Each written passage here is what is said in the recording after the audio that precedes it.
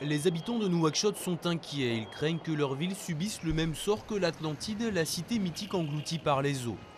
Construite en 1968 sur les rives de l'océan Atlantique, la capitale mauritanienne se situe au niveau de la mer.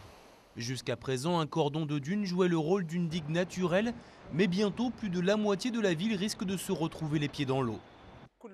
Toutes les données écologiques indiquent que la ville de Nouakchott est confrontée à un danger réel, sur tous les quartiers situés dans ce qu'il est convenu d'appeler la zone des Sebra, qui abrite l'essentiel de la population de la capitale et dont le niveau du sol est inférieur à celui de la mer. Depuis quelques années, les mares d'eau salée se multiplient dans ces zones où vit 60% de la population de Nouakchott. L'origine de ces inondations est à chercher du côté du cordon dunaire. Le manque d'entretien a provoqué des brèches dans la dune, une situation qui inquiète les habitants.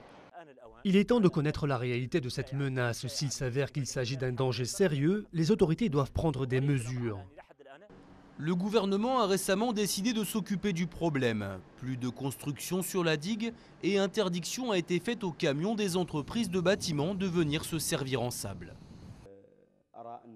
Nous avons pris l'initiative de traiter ce problème récemment. Plusieurs réunions ont été tenues à un haut niveau à cet effet. Cela prouve que cette question est bien prise en considération et elle est traitée comme une priorité par les pouvoirs publics.